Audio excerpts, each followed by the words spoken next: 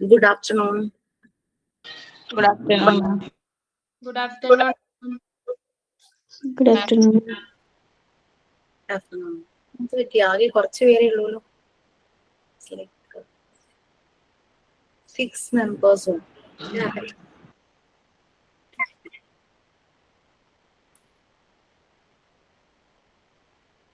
Anyway, we can start. Let them join in between. Okay, who is going to do prayer? ഞാനാണ് മാം.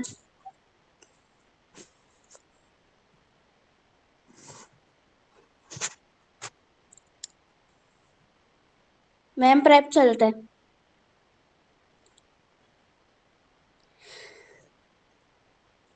ഹൃദയരാഗതന്ത്രിമീട്ടി സ്നേഹഗീതമീകിയും കർമ്മഭൂമി തളിരിടുന്ന വർണ്ണമേകിയും നമ്മിൽ വാഴുമാദിനാമം ഇന്നു വാഴ്ത്തിടാം. ഞങ്ങൾ പാടുമീ സ്വരങ്ങൾ കീർത്തനങ്ങളാകണേ. ചൂടുവയ്ക്കുമീ പദങ്ങൾ നൃത്തലോലമാകണേ. കുഞ്ഞു വീടിനുൾക്കണങ്ങൾ സ്വർഗമാകണേ. അമ്മ നൽകുമമ്മ പോലും അമൃതമാകണേ. പൂർണ്ണമീ ചരാചരങ്ങൾ ഗുരുവരങ്ങളാകണേ. ഹൃദയരാഗതന്ത്രിമീട്ടി.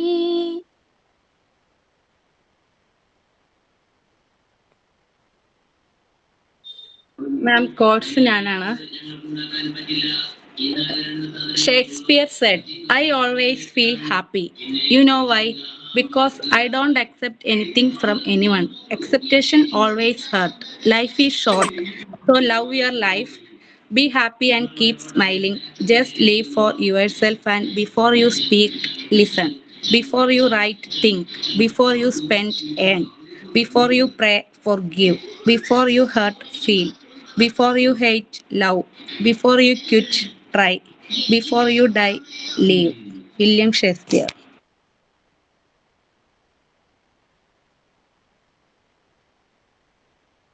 നെക്സ്റ്റ് സൈനിങ് Very ഞാനാണ് nice. മാഡം. Okay. ഒരു നല്ല ടീച്ചർക്ക് വേണ്ട കുറച്ച് ക്വാളിറ്റീസിനെ കുറിച്ചിട്ടാണ് ഞാൻ ഇന്നിവിടെ പറയാനായിട്ട് പോകുന്നത്. അപ്പോൾ ഒരു നല്ല അധ്യാപകന്റെ ഗുണങ്ങൾ എന്നത് ആശയവിനിമയം, ക്ഷമ, സഹാനുഭൂതി, പഠിതാക്കളെ മനസ്സിലാക്കാനുള്ള കഴിവ്, വിഷയത്തെക്കുറിച്ചുള്ള അറിവ്, പഠിപ്പിക്കാനുള്ള കഴിവ് തുടങ്ങിയവയാണ്. ഒരു നല്ല ടീച്ചർക്ക് കുട്ടികളുടെ ജീവിതത്തിൽ വലിയ രീതിയിൽ സ്വാധീനം ചെലുത്താനായിട്ട് കഴിയും.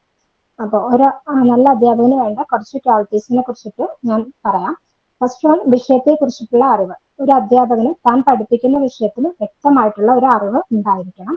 സെക്കൻഡ് വൺ, നല്ല ആശയവിനിമയ ശേഷി. പഠിതാക്കളുമായി വ്യക്തമായും ലളിതമായും ആശയങ്ങൾ പങ്കുവെക്കാനായിട്ട് കഴിയണം. തേർഡ് വൺ, സഹാനുഭൂതി. കുട്ടികളുടെ അവസ്ഥ മനസ്സിലാക്കാനും അവരെ പ്രോത്സാഹിപ്പിക്കാനും ഒരു നല്ല അധ്യാപകന് കഴിയണം. അതുപോലെ തന്നെ ക്ഷമ. കുട്ടികൾക്ക് മനസ്സിലാകാനായിട്ട് കുറെ കൂടെ സമയം എടുക്കും. സോ അതിനാൽ ക്ഷമയോടെ അവരെ പഠിപ്പിക്കാനായിട്ടുള്ള ഒരു കഴിവ് ഉണ്ടായിരിക്കണം. നേതൃത്വ പാഠവം. പഠിതാക്കളെ നയിക്കാനും ശരിയായ വഴി കാണിച്ചു കൊടുക്കാനും കഴിയണം. നല്ല ബിഹേവിയർ. കുട്ടികളോട് സ്നേഹത്തോടെയും ബഹുമാനത്തോടെയും കൂടിയിട്ട് പെരുമാറാനായിട്ട് ഒരു നല്ല അധ്യാപകന് കഴിയണം. പൊരുത്തപ്പെടാനുള്ള കഴിവ്. ഓരോ കുട്ടിയുടെയും പഠന രീതിക്ക് അനുസരിച്ച് പഠിപ്പിക്കാനുള്ള കഴിവ് ഉണ്ടായിരിക്കണം. വിദ്യാർത്ഥികളുടെ താല്പര്യങ്ങൾ മനസ്സിലാക്കാനുള്ള കഴിവ്. ഓരോ കുട്ടിക്കും വ്യത്യസ്ത താല്പര്യങ്ങളായിരിക്കും ഉണ്ടായിരിക്കുക. സോ അത് മനസ്സിലാക്കിയിട്ട് അവർക്ക് ഏതിലാണോ ഇൻട്രസ്റ്റ് ഉള്ളത് ആ ഒരു കാര്യത്തിൽ അവരെ എൻകറേജ് ചെയ്യിപ്പിക്കാനായിട്ട് ശ്രമിക്കണം. പുതിയ കാര്യങ്ങൾ പഠിക്കാനും പഠിപ്പിക്കാനും തയ്യാറാകണം. കാലത്തിനനുസരിച്ച് പുതിയ കാര്യങ്ങൾ നമ്മൾ പഠിക്കുകയും അത് പഠിപ്പിക്കാൻ തയ്യാറാവുകയും വേണം. അതുപോലെ തന്നെ വിദ്യാർത്ഥികളിൽ സെൽഫ് കോൺഫിഡൻസ് വളർത്താനായിട്ട് സാധിക്കണം. കുട്ടികളിൽ ആത്മവിശ്വാസം വളർത്തുകയും അവരുടെ കഴിവുകൾ തിരിച്ചറിയാൻ സഹായിക്കുകയും വേണം. ഈ ഒരു ക്വാളിറ്റീസ് എല്ലാം ഒരു നല്ല അധ്യാപകനെ വാർത്തെടുക്കുന്നതിൽ പ്രധാനമായിട്ടുള്ള പങ്ക് വഹിക്കുന്നുണ്ട്. Thank you. Very nice. Okay. Thank you for sharing also, because I can also grow അല്ലേ. ഇതെല്ലാം കേൾക്കുമ്പോൾ ഞാനും ഒന്ന് റീതിങ്ക് ചെയ്യും, ഞാനും ഒന്ന് സെൽഫ് അനലൈസ് ചെയ്യും, സെൽഫ് ക്രിട്ടിസൈസ് ചെയ്യും, സെൽഫ് ജഡ്ജ്മെന്റ് ചെയ്യും. ഞാൻ എവിടെയാ ശരിയാവാനുള്ളത്, എവിടെയാണ് ഇനി എനിക്ക് കറക്റ്റ് ചെയ്യാനുള്ളത് എന്നത്. Very good, thank you for sharing. Okay fine. നമ്മള് ബിഫോർ ഗോയിങ് ടു ക്ലാസ് നമ്മള് റെക്കോർഡ് റൈറ്റിംഗ് എവിടെ വരെ?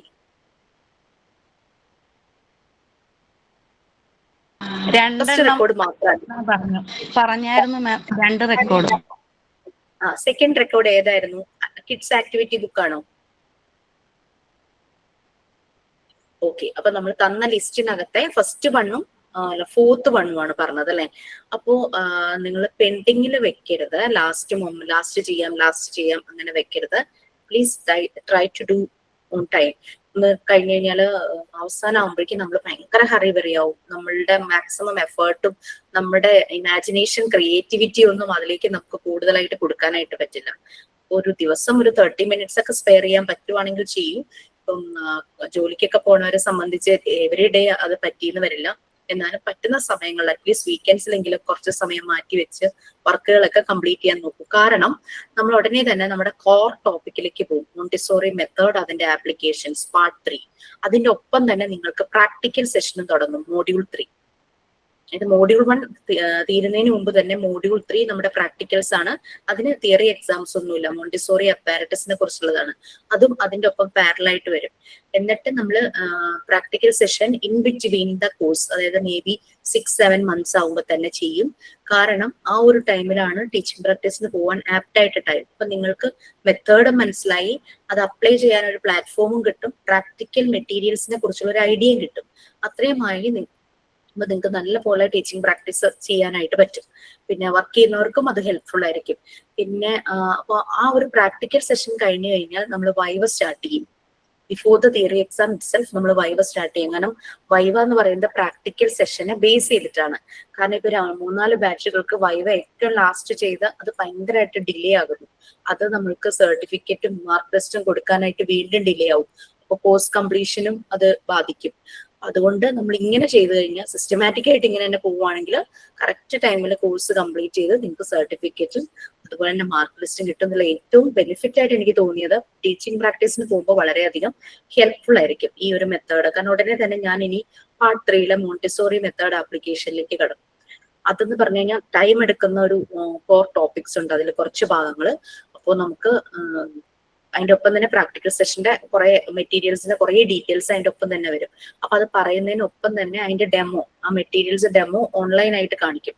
ഓൺലൈൻ ആയിട്ട് അതിന്റെ ഡെമോ ചെയ്യുന്നത് പിന്നെ നമ്മൾ ഒരു ദിവസം ഇൻസ്റ്റിറ്റ്യൂട്ടിൽ നമ്മുടെ പറവൂർ ഓഫീസിൽ വെച്ചിട്ട് ഡയറക്റ്റ് ആയിട്ട് നിങ്ങൾക്ക് വന്ന് പ്രാക്ടിക്കൽസ് ചെയ്യാനുള്ള ഒരു പ്ലാറ്റ്ഫോം നമ്മൾ ഒരുക്കി തരും.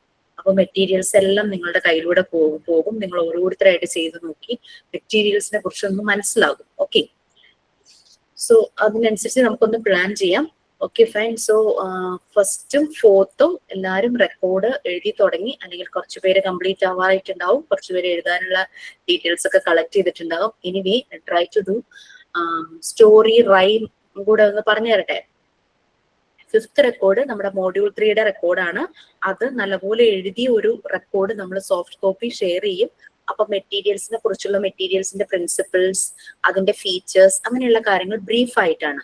ഓരോ മെറ്റീരിയലും ടൈറ്റിൽ നോക്കിയിട്ട് നമ്മൾ ഡൗൺലോഡ് ചെയ്ത് കുറച്ച് പിക്ചേഴ്സ് നമ്മൾ സോഫ്റ്റ് കോപ്പി അയച്ചു തരും. ഡൗൺലോഡ് ചെയ്ത് ആ പിക്ചർ പേസ്റ്റ് ചെയ്യുക എന്നുള്ളതാണ്. ലെഫ്റ്റ് സൈഡിൽ റൈറ്റ് സൈഡിൽ എഴുതിയിട്ട് പേസ്റ്റ് ചെയ്യുക. അപ്പൊ അത് മാത്രം നമ്മൾ കോപ്പി ചെയ്താൽ മതി. അപ്പൊ വലിയ സ്ട്രഗിൾ അതിനകത്ത് വരുന്നില്ല.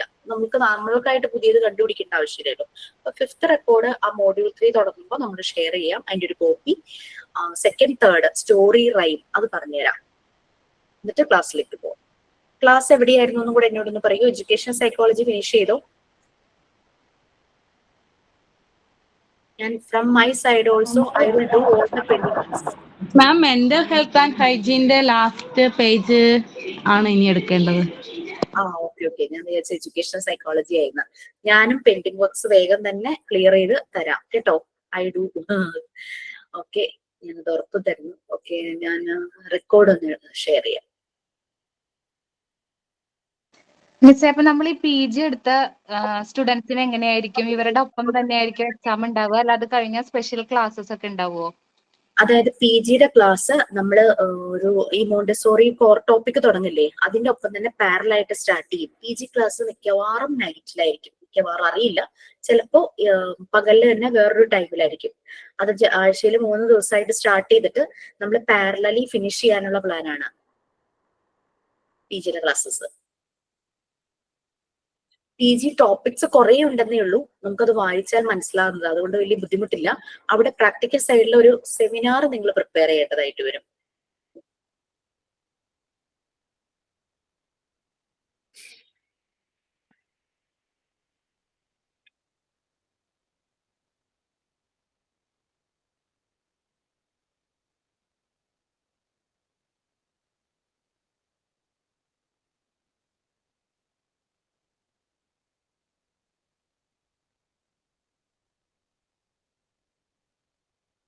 എക്സാമിന്റെ പാറ്റേണും കൂടെ ഒന്ന് പറഞ്ഞോട്ടെ. നമുക്ക് 2 ടേം എക്സാം പോലെ നടക്കും. മോഡൽ എക്സാമിന് പകരം ടേം എക്സാം ആണ്. ടേം എക്സാം എന്ന് പറഞ്ഞു കഴിഞ്ഞാൽ നമ്മുടെ മോഡ്യൂൾ 1 4 പാർട്സ് ആണ് അല്ലെ. ഈ 4 പാർട്സിനെ പാർട്ട് 1 പാർട്ട് 2 കഴിയുമ്പോൾ ഫസ്റ്റ് ടേം എക്സാം 50 ക്വസ്റ്റ്യൻസ് ഉണ്ടാകും. ഓരോ ക്വസ്റ്റ്യനും 2 മാർക്സ് ആയിരിക്കും, 100 മാർക്സിന്റെ ക്വസ്റ്റ്യൻസ് ആയിരിക്കും പാർട്ട് 1 ആൻഡ് പാർട്ട് 2. അതില് 40 ക്വസ്റ്റ്യൻസ് ആയിരിക്കും പാർട്ട് 1 ആൻഡ് 2 നിന്ന് വരുന്നത്. 10 ക്വസ്റ്റ്യൻസ് മോഡ്യൂൾ 2 ഇംഗ്ലീഷിൽ നിന്നായിരിക്കും. അത് കഴിഞ്ഞ് പാർട്ട് 3 ആൻഡ് 4 കഴിയുമ്പോൾ ടേം 2 ആയിരിക്കും എക്സാം. അതിലും ഇതുപോലെ തന്നെ 50 questions, 40 questions from Montessori part and 10 questions from English. അങ്ങനെ 2 എക്സാംസ് നടക്കും. ഇത് കഴിയുമ്പോൾ മോഡ്യൂൾ 1 കഴിയുമ്പോഴേക്കും നമ്മളുടെ മെയിൻ എക്സാം ആയിരിക്കും. ഇതിന്റെ ഇൻ ബിറ്റ്വീൻ ഒക്കെ നമ്മളുടെ പ്രാക്ടിക്കൽ സെഷൻ തീരുന്നതിനനുസരിച്ച് നമ്മൾ വൈവ ഉണ്ടാവും. Viva entirely depending on practical session. Practically നിങ്ങൾ എന്താണ് ചെയ്തത്, അതായത് റെക്കോർഡ്സ് അതിന്റെ ഒരു സ്പ്ലിറ്റപ്പ് നിങ്ങൾക്ക് തന്നിട്ടുണ്ടെന്ന് തോന്നുന്നു പ്രാക്ടിക്കൽ സെഷൻ. ആ ഓരോ സെഷനെയും ഡിപ്പെൻഡ് ചെയ്തിട്ടായിരിക്കും വൈവ വരുന്നത്. 10 മിനിറ്റ്സ് ആയിരിക്കും വൈവ. അതും ഓൺലൈൻ ആയിരിക്കും, ബട്ട് നമുക്ക് നല്ല പ്രൈവസിയും കോൺഫിഡൻഷ്യാലിറ്റിയും ഉണ്ടാകും.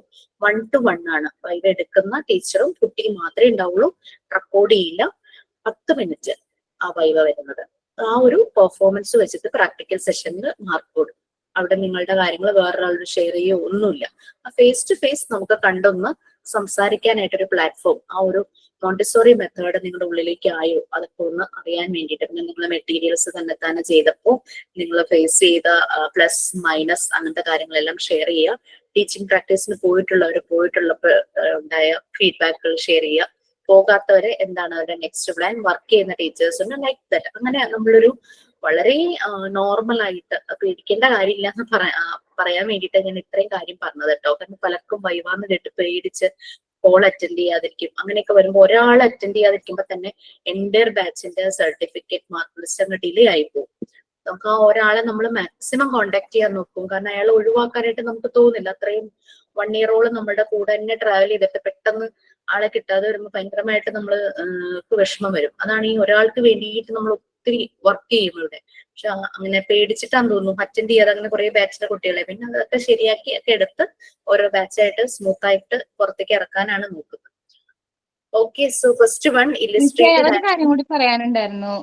നമുക്ക് ഈ സൈക്കോളജിയുടെ ഭാഗം അത്രയ്ക്ക് ഇൻഡെപ്ത് ആയിട്ടൊന്നും നമുക്ക് ക്ലിയർ ആവുന്നില്ല മാം. എന്താണോ ജസ്റ്റ് ഒരു റഫ് ഐഡിയ ഇപ്പൊ എടുക്കുന്ന ടീച്ചേഴ്സ് ആണെങ്കിൽ അതിന്റെ ഇംഗ്ലീഷിന്റെ ജസ്റ്റ് മലയാളം മീനിങ് ആണ് നമുക്ക് പറഞ്ഞു പോണത്. അപ്പൊ അതിൽ നിന്നൊക്കെ കുറച്ച് ഡീപ്പ് ആയിട്ടുള്ള ക്വസ്റ്റ്യൻസ് ഇപ്പൊ വൈവി ആണെങ്കിലും എക്സാംസിനാണെങ്കിലും വന്നു കഴിഞ്ഞാൽ അത്ര ആഴത്തില് നമുക്കത് കിട്ടിയിട്ടില്ല മാം. എന്റെ മാത്രം അഭിപ്രായമാണോ എന്ന് എനിക്കറിയില്ല. ആർക്കെങ്കിലും അങ്ങനെ ഒരു സജഷൻ ഉണ്ടെങ്കിൽ പറയാട്ടോ. എനിക്ക് തോന്നുന്നത് സൈക്കോളജി ഭാഗം നമുക്ക് ഒട്ടും എക്സാം അറ്റൻഡ് ചെയ്യാൻ ആ രീതിയിലേക്ക് ഒരു സ്റ്റാൻഡേർഡിലേക്ക് എത്തിയിട്ടില്ല എന്ന് തോന്നുന്നു മാം. ആണോ? ഓക്കെ, നോക്കാം. അതെന്ന് വെച്ചാൽ ഒരു റെമഡി എന്താ ചെയ്യേണ്ടതെന്ന് വെച്ചാൽ നോക്കാം. അതിനൊന്ന് ബ്രീഫ് ചെയ്യുന്ന രീതിയിൽ കുറച്ചുകൂടെ സൈക്കോളജി നല്ലപോലെ മനസ്സിലാവുന്ന രീതിയിൽ എന്തെങ്കിലും ഒരു സെഷൻ നിങ്ങൾക്ക് വെക്കാനായിട്ട് ഇവിടെ നിന്ന് എന്താന്ന് വെച്ചാൽ ചെയ്യാട്ടോ, അത് പറയാം. ചിലപ്പോ അതിന് വേണ്ടിയിട്ട് ഒരു എക്സ്ട്രാ ഒരു സെഷൻ ചിലപ്പോൾ ഇരിക്കേണ്ട വരും. ഞാൻ എടുക്കുന്നെങ്കിൽ ഞാനത് നൈറ്റിലേ എടുക്കുള്ളൂ, കാരണം പകല് സമയമില്ല. അതാണ് നൈറ്റ് മീൻസ് 7 to 8, 8 to 9 ആ ഒരു ടൈം. ചിലപ്പോൾ ഒറ്റ ദിവസം കൊണ്ട് 1 and 1.5 hours അല്ലെങ്കിൽ 2 ദിവസം കൊണ്ട് ആ രീതിയിൽ നമുക്ക് പ്ലാൻ ചെയ്യാം. നോക്കാം, ഞാനൊന്ന് ഓഫീസിലും കൂടെ ഒന്ന് പറയട്ടെ കേട്ടോ. സൈക്കോളജി ശരിക്കും വാസ്റ്റ് ആണ്. നമ്മൾക്കത് കുറേ, കാരണം ക്ലാസ്സിൽ കയറുന്ന കുട്ടികളുടെ വൈബ് അനുസരിച്ച് അത് വൈഡനായി പോകുന്നത്. കാരണം കുറെ പേര് ഷെയർ ചെയ്യും ചില കാര്യങ്ങൾ, അവര് സെൽഫ് എക്സ്പീരിയൻസ് ചെയ്തതും അവർ മറ്റുള്ളവരിൽ കണ്ട കാര്യങ്ങളും ഷെയർ ചെയ്ത് അങ്ങനെ പോകുമ്പോൾ നമ്മളത് വലിയൊരു ട്രീ ആണ് സൈക്കോളജി. അതിന്റെ വിങ്സ് ആയിട്ടാണ് ഈ എഡ്യൂക്കേഷണൽ സൈക്കോളജിയും ഡെവലപ്മെന്റൽ സൈക്കോളജിയും കോഗ്നിറ്റീവ് സൈക്കോളജി അങ്ങനെ പലതും പോകുന്നത്.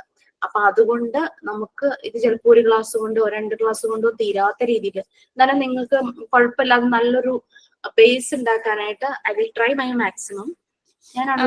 മതി, ഒരുപാട് വൈഡായിട്ട് പോകണമെന്നല്ല ഞാൻ പറഞ്ഞേ. നമുക്ക് എക്സാമിന് ഇങ്ങനെ കുറച്ചൊന്ന് ടിപ്സ് ചെയ്തൊക്കെ ചോദിച്ചാലേ ഇപ്പോഴത്തെ ഒരു ലെവലിൽ വെച്ചിട്ട് നമുക്ക് എന്താണെന്നൊരു ജസ്റ്റ് ഒരു ബേസിക് പോലും നമ്മൾ കഷ്ടപ്പെട്ടാ മനസ്സിലാക്കി എടുക്കണേ. അപ്പോ എക്സാമിന് എന്തെങ്കിലും ക്വസ്റ്റ്യൻസ് അല്ലെങ്കിൽ വൈവയ്ക്ക് തന്നെ അത് നമ്മളോട് ഇത്തിരി അപ്ലിക്കേഷൻ ലെവലിലൊക്കെ വന്നു കഴിഞ്ഞാൽ ആക്ച്വലി ഒന്നും അറിയില്ല മിസ്. ഇപ്പോ സൈക്കോളജി എടുത്ത് ഞാനായിരുന്നോ? ഇല്ലല്ലോ. അല്ല. Okay fine. ഫസ്റ്റ് ഞാൻ എന്റെ റെക്കോർഡിനെ കുറിച്ച് പറയാം. നമ്മുടെ റൈം ബുക്കാണ്. അതില് നിങ്ങൾക്ക് കാണാം ഇല്ലിസ്ട്രേറ്റഡ് ആക്ഷൻ റൈം ബുക്കാണ്. നമ്മൾ എന്ത് ആക്ടിവിറ്റി ആണോ ചെയ്യുന്നത് അതിന്റെ കറസ്പോണ്ടിങ് ഇല്ലിസ്ട്രേഷനും വേണം, അതായത് പിക്ചറും വേണം. അതാണ് മെയിൻ ചെയ്യുന്നത്. ഓക്കെ, ഇത് കുട്ടികൾക്ക് വേണ്ടിയുള്ളതാണ്. അപ്പൊ അതുപോലെ സിമ്പിൾ ആയിട്ട് വളരെ നമുക്ക് അർത്ഥം വരുന്ന രീതിയിലുള്ളതാണെങ്കിൽ അത്രയും നല്ലത്. ഞാൻ മാക്സിമം ട്രൈ ചെയ്തു, പക്ഷെ എനിക്ക് എന്റെ ഇത് അത്ര റിത്തമുള്ളതായിട്ടൊന്നും തോന്നിയില്ല. പിന്നെ നല്ലപോലെ ട്യൂൺ ഇടാൻ പറ്റുന്നവരൊക്കെ ആണെങ്കിൽ അത് നല്ലതായിരിക്കും. അപ്പൊ ഫസ്റ്റ് ആൽഫബറ്റിക്കൽ സോങ് നമ്മൾ 2 എണ്ണം എഴുതണം. എല്ലാം ഇംഗ്ലീഷിലാണ്, 2 എണ്ണം എഴുതണം. ഞാൻ എഴുതിയ ഫസ്റ്റ് ഞാനൊരു പിക്ചർ, കുട്ടികളുടെ പഴയ ടെക്സ്റ്റിന്ന് ഒരു ക്ലാസ് റൂം പിക്ചർ ഉണ്ടായിരുന്നു. പിന്നെ മുകളില് സ്റ്റെൻസിൽ വെച്ചിട്ട് ആൽഫബറ്റ്സ് ഒന്ന് എഴുതി വെച്ചിട്ടുണ്ട്. അപ്പൊ ക്ലാസ് റൂം പിക്ചർ ആയിരുന്നു. ഇപ്പത്തെ അതിന്റെ റൈമുണ്ട്. എഴുതി ഒരെണ്ണം വായിക്കാം നിങ്ങൾക്ക് ഒരു ഐഡിയ കിട്ടാനായിട്ട്. നമുക്ക് എല്ലാ ആൽഫബറ്റ്സും കൂടെ വരുന്ന രീതിയിൽ റൈം എന്ന് പറഞ്ഞു കഴിഞ്ഞാല്, എനിക്ക് ഫസ്റ്റ് ബാച്ചിലെ കുട്ടികളൊക്കെ എഴുതിയപ്പോൾ 26 ലൈൻസ് ഒക്കെ വന്നു. കുഞ്ഞു കുട്ടികൾ അത്രയും വലിയ റൈം അവർ അത്രയും ശ്രദ്ധയോടെ ഇരിക്കില്ല. അവർക്ക് കൂടുതലും ആക്ടിവിറ്റി ഓറിയന്റഡ് ആണ് ഇഷ്ടം.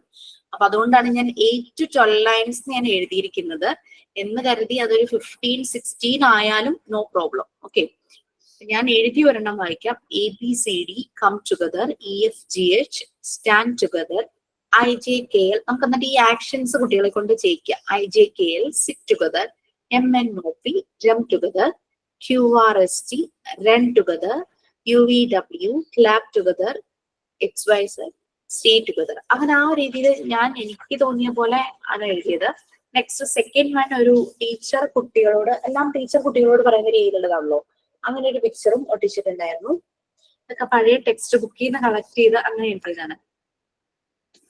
അങ്ങനെ അത് 2 റൈംസ് അങ്ങനെ എഴുതണം. Come dear children we will sing together, ABCD EFG clap your hands, clap clap tap, HIJK LMNOP nod your head, nod don't nod, QRST UVW stamp your feet, stamp stamp stamp. അങ്ങനെ YXYZ shout hurray hurray hurray hurray. ആ രീതിയിലാണ് ഈ rhyme എഴുതിയിരിക്കുന്നത്. Okay, so next one ഇതുപോലെ തന്നെ number songs same തന്നെ. ഇതുപോലെ ഒരു ക്ലാസ് റൂം ടീച്ചർ പഠിപ്പിക്കുന്നതാണല്ലോ. ക്ലാസ് റൂമിന്റെ പിക്ചേഴ്സ് ഒട്ടിച്ചിട്ടുണ്ട്.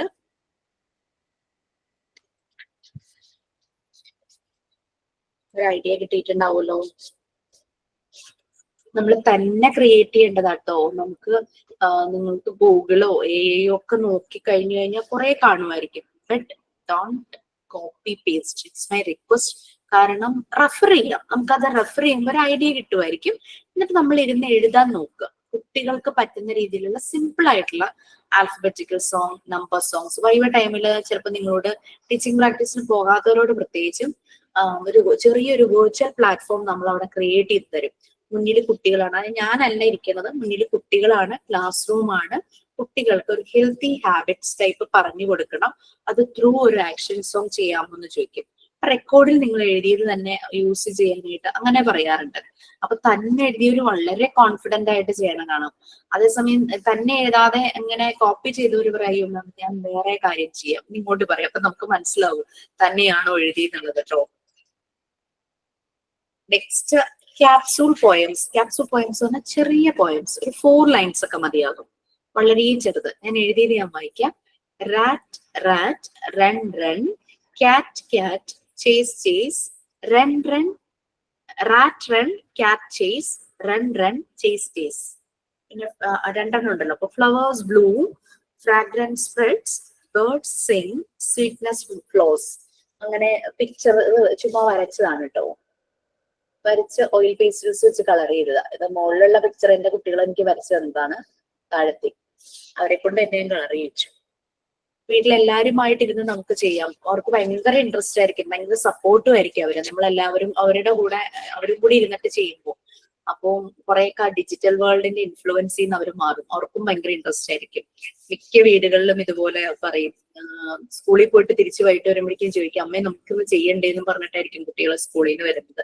അത്രയ്ക്ക് ഇഷ്ടമാണ്. അപ്പൊ കുട്ടികളുമായിട്ട് ചേർന്ന് ചെയ്യും. പിന്നെ ഫോക്ക് സോങ്, നമ്മളെന്താ നാടൻ പാട്ടോ നാടോടിപ്പാട്ടോ അങ്ങനെയൊക്കെ പറയില്ലേ. എനിക്കത് വലിയ ഐഡിയ ഉണ്ടായില്ല അതെങ്ങനെ എഴുതും എന്നുള്ളത്. പക്ഷെ നമ്മൾ എഴുതിയല്ലേ പറ്റൂ. അങ്ങനെ ഞാൻ എഴുതി. സാധാരണ ഈ ഫാർമേഴ്സ് അല്ലെങ്കിൽ ഫിഷർമെൻ ഇവരൊക്കെ ഇങ്ങനെ അവരുടെ ജോലിക്ക് പോകുമ്പോൾ അവരുടേതായ താളത്തിൽ ഓരോ പാട്ടുകൾ പാടില്ലേ. അത് മനസ്സിൽ വെച്ചിട്ട് ചുമ്മാ അത് അവർ കൂടുതൽ അതിനകത്ത് ചില സൗണ്ട്സ് ആണ് യൂസ് ചെയ്യുന്നത് അല്ലെ. അപ്പൊ അങ്ങനെ ഞാൻ ട്രൈ ചെയ്തു.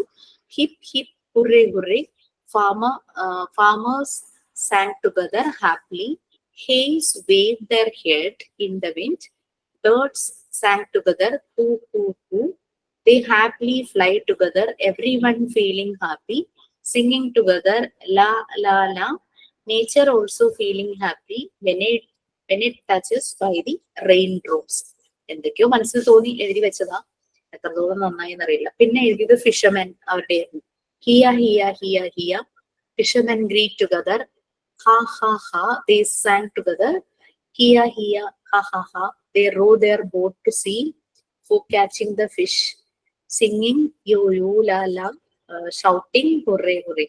അങ്ങനെ ചുമ്മാ കുറെ വാക്കുകൾ ചേർത്തിട്ട് അങ്ങനത്തെ പാട്ടുകൾ പാടുമ്പോൾ ചില അർത്ഥമിന് വേണ്ടിയിട്ട് ചില കാര്യങ്ങൾ അതിനകത്തേക്ക് ഇടയ്ക്ക് കയറ്റുമല്ലോ. അതുപോലെ ചെയ്തതായിരുന്നു. നന്നായി ചെയ്യാൻ പറ്റുന്നവരുണ്ടാകും. നമ്മൾ വിചാരിക്കും ഇത് ഇങ്ങനെ ചെയ്യും, തന്നെത്താനെ ചെയ്യണ്ടേ. പക്ഷെ നമ്മൾ വൺസ് ഇതിന് വേണ്ടിയിട്ട് അല്പം മെഡിറ്റേഷൻ ഒക്കെ ചെയ്ത് ഒന്ന് മനസ്സൊന്ന് പീസ്ഫുൾ ആക്കിയിട്ടിരിക്കുമ്പോഴേക്കും നമുക്കത് നല്ല രീതിയിൽ തന്നെ ചെയ്യാനായിട്ട് പറ്റും. പിന്നെ ക്വസ്റ്റ്യൻ റിഡിൽ സോങ്സ്, കടങ്കഥ അല്ലെ. അപ്പൊ എന്താ ആ ഒരു റൈമിനകത്ത് ആ ഒരു സോങ്ങിനകത്ത് കടങ്കഥ പോലെ വരുകയും വേണം. ആൻസർ ലാസ്റ്റ് സ്റ്റേറ്റ്മെന്റിൽ നമ്മൾ കൊടുക്കുകയും വേണം. ആ ഒരു രീതിയിൽ I can fly high, I am not a bird. I am colorful, I have no wings. Everyone likes me, all are my friends. But I need thread and you, then only I can fly. Tell me my friend, who am I? Kite, kite, beautiful kite. അങ്ങനെയായിരുന്നു എഴുതിയത്. ഒരു riddle type. Okay,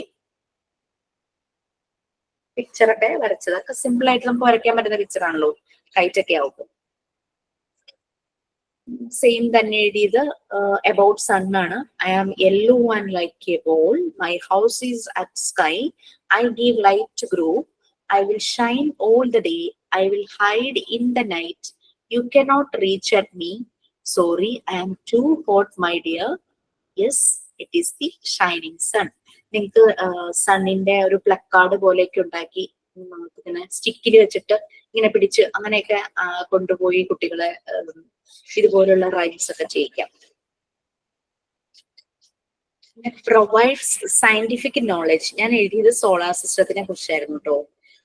1 2 3 4 5 6 7 8 there are 8 planets അങ്ങനെയൊക്കെ പറഞ്ഞിട്ട് solar സിസ്റ്റത്തിനെ കുറിച്ചാണ് ഒരെണ്ണം എഴുതിയത്. പിന്നെ രണ്ടാമത്തെ റൈമായിട്ട് എഴുതിയത് നമ്മളുടെ body parts. We have 2 eyes, eyes help us to see.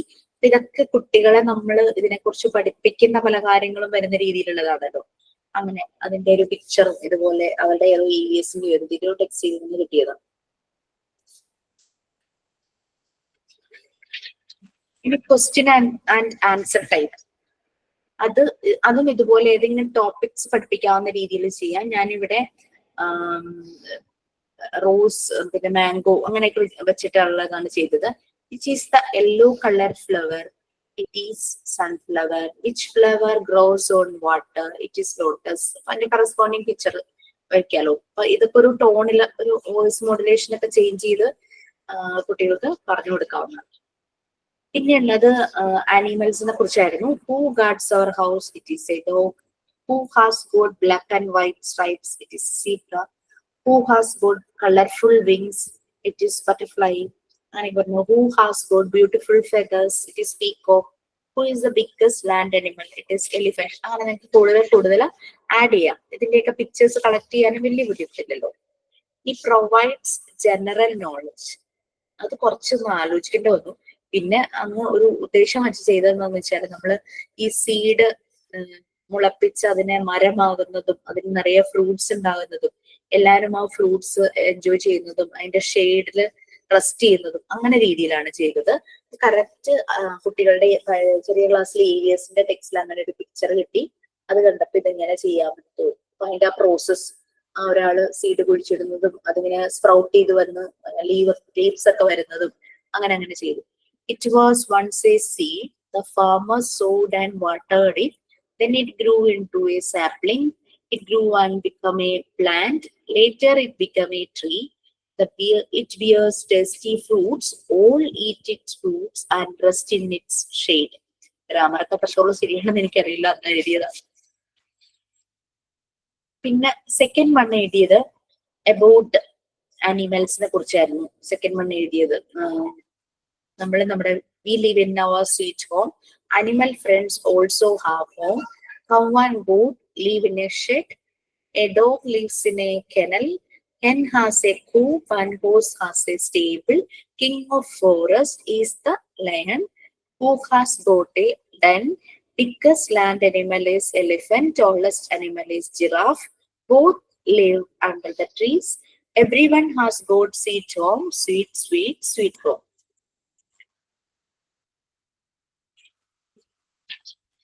Okay, next one healthy habits type. എനിക്ക് തോന്നുന്നു ഇതൊക്കെ ചെയ്യാനുള്ള ചെയ്യാൻ എളുപ്പമായിരിക്കും. നമുക്ക് ഇതുപോലെ തന്നെ കുട്ടികളുടെ ചെറിയ ക്ലാസ്സിലെ ടെക്സ്റ്റ് ചെയ്ത് കിട്ടിയതാണ് healthy habits type.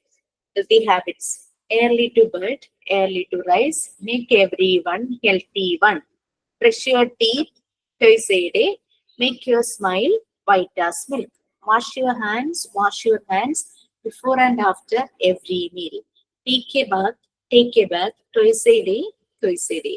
You can feel and see best of you only. So അങ്ങനെ അത് ചെയ്തു. വൺസ് സ്റ്റാർട്ട് ചെയ്താൽ മതി, ഇത് വന്നോളും. ടെൻഷൻ അടിച്ച പലരും പിന്നീട് ഷെയർ ചെയ്തായിരുന്നു, ശരിയാണ് നമ്മളിങ്ങനെ എഴുതാനിരിക്കുമ്പോഴേക്കും കുറെ ഇങ്ങനെ ഐഡിയാസ് കിട്ടുന്നു. അപ്പൊ ഇതിനൊരു ഓർഡർ ഇല്ല കേട്ടോ. നിങ്ങൾക്കിപ്പം സ്റ്റോറിയാണ് ആദ്യം ഐഡിയ കിട്ടുന്നതെങ്കിൽ സ്റ്റോറിയുടെ റെക്കോർഡ് എഴുതി വെക്കാം. ഈ സ്റ്റോറി എഴുതിക്കൊണ്ടിരിക്കുന്നതിന് ഇടയ്ക്ക് കൂടെ റൈമിന്റെ ഒരു ഐഡിയ കിട്ടി, പോയി റൈം എഴുതി വെക്കുക. ഇതേ ഓർഡറിൽ തന്നെ, പക്ഷെ എഴുതുന്ന ഒരു റെക്കോർഡിലെ റൈം ആയിരിക്കണം, ഒരു റെക്കോർഡിലെ സ്റ്റോറി ആയിരിക്കണം. അതേ ഉള്ളൂ, ഓർഡർ എങ്ങനെയായാലും കുഴപ്പമില്ല. പിന്നെ അബൌട്ട് ഗ്രേറ്റ് പീപ്പിൾ ഞാൻ എഴുതിയത് ജീസസ് ക്രൈസ്റ്റിനെ കുറിച്ചും മദർ തെരേസയെ കുറിച്ചുമായിരുന്നു എഴുതിയത്.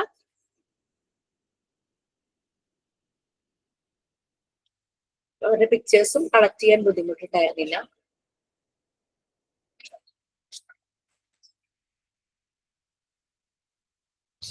Next about animals. അനിമൽസിന്റെ സൗണ്ട്സ് വെച്ചിട്ടാണ് ഒരു റൈം എഴുതിയത്. We can make so many sounds, animal can make their own sounds, dog barks, അങ്ങനെ cat mews, cow moos, sheep says, horse says, അങ്ങനെ ഇങ്ങനെയൊക്കെ പറഞ്ഞിട്ട് അനിമൽസിന്റെ സൗണ്ട്സ് വെച്ചിട്ടാണ് എഴുതിയത്. ആ അനിമൽസിന്റെ പിക്ചേഴ്സ് നമുക്ക് ഒട്ടിക്കാം. നെക്സ്റ്റ് ഓരോ അനിമൽസ് കൊണ്ടും നമുക്ക് കിട്ടുന്ന ഒരു ഹെൽപ്പ് അല്ലെങ്കിൽ ബെനിഫിറ്റ് എന്നുള്ള രീതിയിൽ cow and goat give us milk, so was buffalo too. Sheep gives us wool, so as to make into clothes. Dog guards our home, he is too close to men. Oxen helps farmers in fields, so as to make our work easy. Wild animals live in jungle, they are really good and cute. About birds. അവിടെയും ഇതുപോലെ തന്നെ birds, crow, hen, അങ്ങനെയൊക്കെ duck, അതിന്റെ sound വെച്ച് എഴുതിയിട്ടുണ്ട്. പിന്നെ ചില owl lays eggs to hatch അങ്ങനത്തെ ചില കാര്യങ്ങളും എഴുതിയിട്ടുണ്ട്. പിന്നെ peacock dance beautifully, parrot talk nicely, അങ്ങനെ കുറച്ച് അവരുടെ സൗണ്ടും എല്ലാം കൂടെ ചേർത്ത് മിക്സ് ചെയ്തിട്ടുണ്ട്.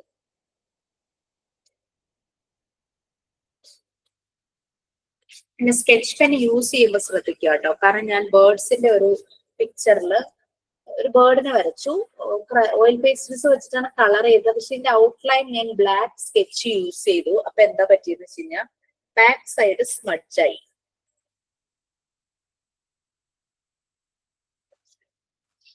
ഇതുണ്ടോ ബാക്കിൽ എഴുതിയതില് അതിന്റെ ആ ഒരു ഇത് വന്നു, അതിന്റെ ഒരു ഇംപ്രഷൻ പോലെ. അപ്പൊ സ്കെച്ച് പെൻ യൂസ് ചെയ്യുമ്പോൾ ഒന്ന് ശ്രദ്ധിക്കുക, നമ്മുടെ ബാക്ക് സൈഡിൽ അത് മാർക്ക് ആവുന്നുണ്ടോ എന്ന് നോക്കുക.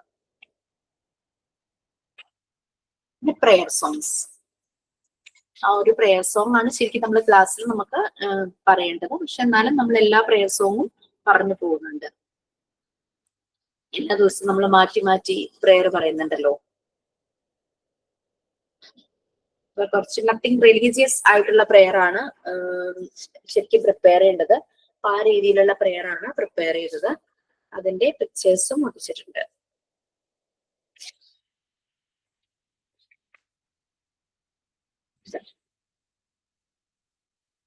കുറച്ചൊരു സെക്യുലറിസം എന്നുള്ള രീതിയിൽ ഇതും കുട്ടികളുടെ ടെക്സ്റ്റിൽ കണ്ട ഒരു പിക്ചർ ആയിരുന്നു.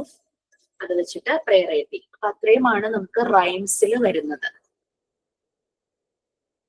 ഈസിയാണ്, നമ്മൾ വൺസ് ഒന്ന് ഇരുന്ന് ചിന്തിച്ചു കഴിഞ്ഞാൽ നമുക്ക് കിട്ടാവുന്നതേ ഉള്ളൂ. റൈംസ് അതാണ്. ഇനി അടുത്ത സ്റ്റോറി. റൈം എല്ലാം 2 വീതം വേണം. നിങ്ങൾക്ക് കൂടുതലായിട്ട് എന്തെങ്കിലും റൈം എഴുതണോ കുട്ടികൾക്ക് വേണ്ടിയിട്ട് നിങ്ങളുടെ കയ്യിലുണ്ട്, അതൊക്കെ ആഡ് ചെയ്ത് വെക്കാം കേട്ടോ. കാരണം നമ്മുടെ റെക്കോർഡ് ബുക്കിൽ അധികം സ്പേസ് ഉണ്ടാവുമല്ലോ. റൈം അതായിരുന്നു. ഇതിൽ ഡൗട്ട്സ് ഉണ്ടോ? ഓക്കെ,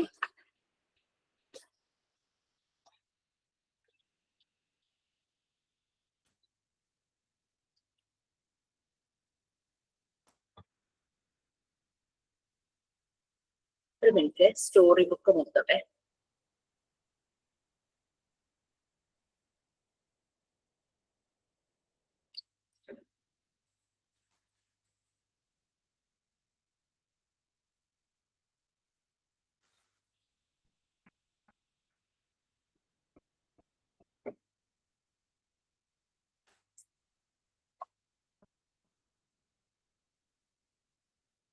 സ്റ്റോറി ഓരോന്നും മതി. റൈം 2 ഉള്ളതുപോലെ സ്റ്റോറി 2 വേണ്ട.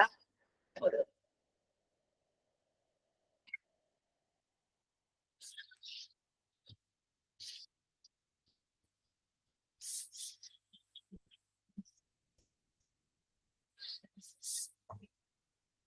ഫസ്റ്റ് വൺ നമുക്കൊരു മോറൽ സ്റ്റോറി ആണല്ലേ.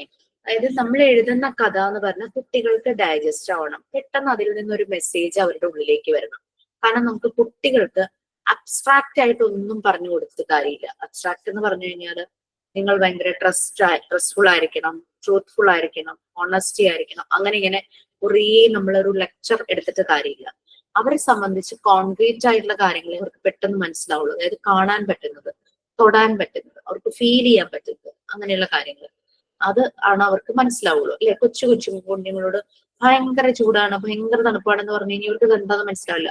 വൺസ് അവരത് ഫീൽ ചെയ്ത് കഴിയുമ്പോൾ അവർക്കറിയാം, അതിൽ തൊട്ട ചൂടാണ്, അതിൽ തൊട്ട ഭയങ്കര തണുപ്പാണ് എന്നുള്ളത് അവർക്ക് അറിയാനായിട്ട് പറ്റും. ഓക്കെ, പുളി അതൊന്നും അവർക്ക് അറിയില്ലല്ലോ. ഈ പുളിയും എരിവും മധുരവും ഒക്കെ അവർ ടേസ്റ്റ് ചെയ്ത് കഴിയുമ്പോഴല്ലേ അവർക്ക് അത് എന്താന്നുള്ളത് മനസ്സിലാവുന്നേ. അപ്പൊ കോൺക്രീറ്റ് ആയിട്ടുള്ള കാര്യങ്ങൾ, ടാൻജിബിൾ, കാണാൻ പറ്റുന്നത്, തൊടാൻ ഫീൽ ചെയ്യാൻ പറ്റുന്നത്, അങ്ങനെയുള്ളതൊക്കെയാണ് അവർക്ക് മനസ്സിലാവും.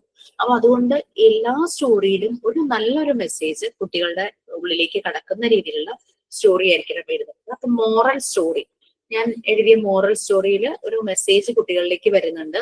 സ്റ്റോറിക്ക് ഞാൻ കൊടുത്തിരിക്കുന്ന ടൈറ്റില് പങ്ക്ച്വാലിറ്റി എന്നായിരുന്നു ടൈറ്റിൽ കൊടുത്തിരുന്നത്. അതൊരു പെൺകുട്ടിയെ പറ്റിയുള്ള കഥയായിരുന്നു. എല്ലാം നല്ലപോലെ പഠിക്കുന്നു, എല്ലാ ആക്ടിവിറ്റീസും നല്ല സ്മാർട്ട് ആണ്, ലൈക്ക് ഡാൻസ്, മ്യൂസിക് അങ്ങനെയൊക്കെ ഉണ്ട്, പഠിക്കുകയും ചെയ്യും. പക്ഷെ ഈ കുട്ടിക്ക് ഒരു കുഴപ്പം എന്താന്ന് വെച്ച് കഴിഞ്ഞാല് എല്ലാം ലാസ്റ്റ് മൊമെന്റേ ചെയ്യൂ.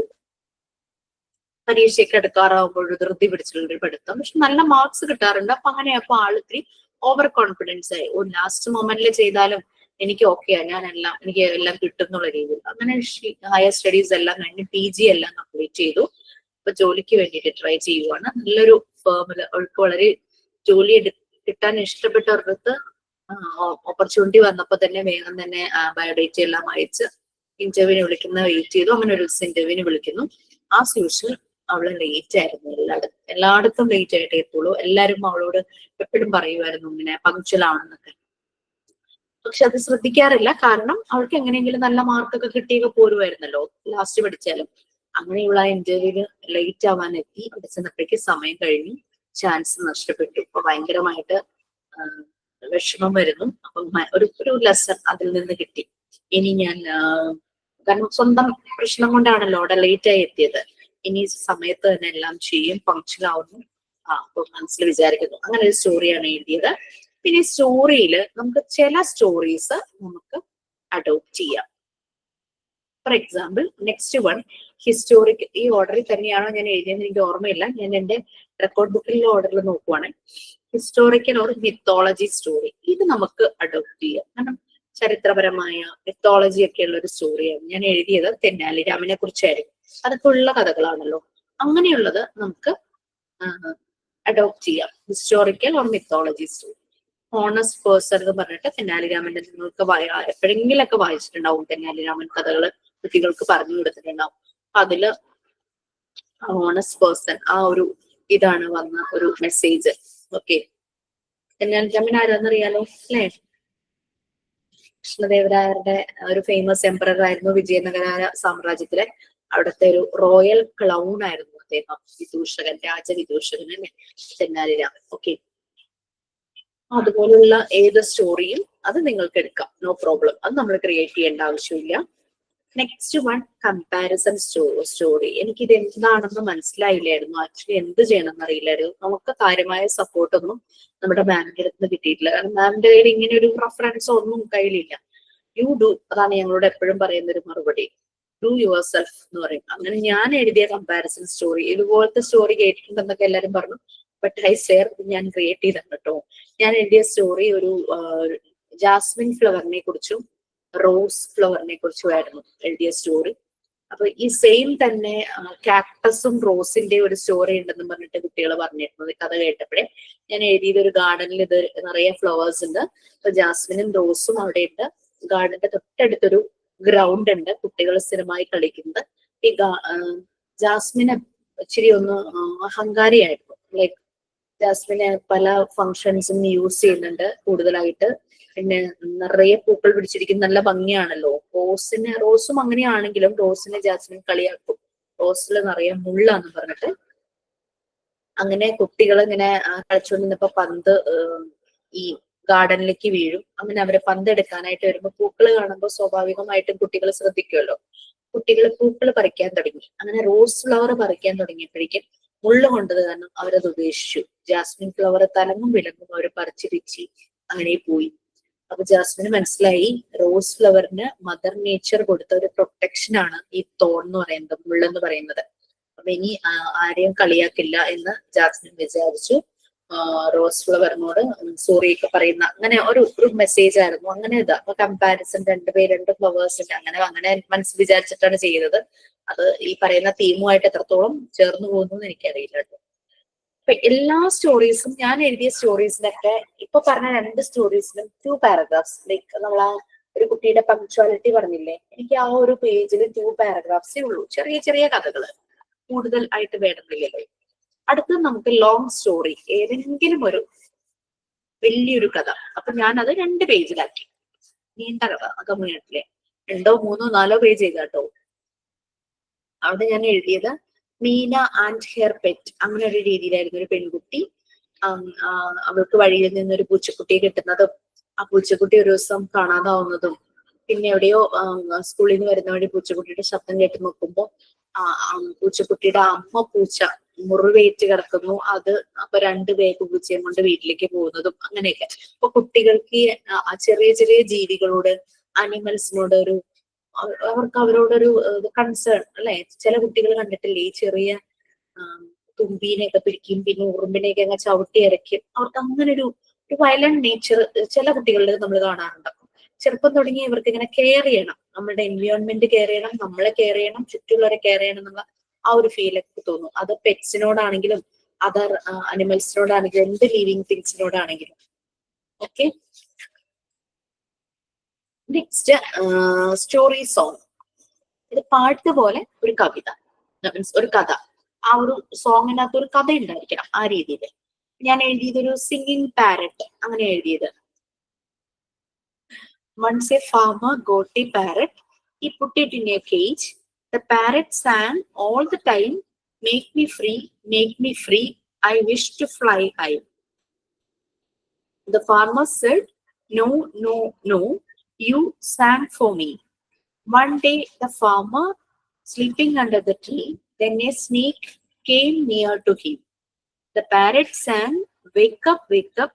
Snake is coming near to you."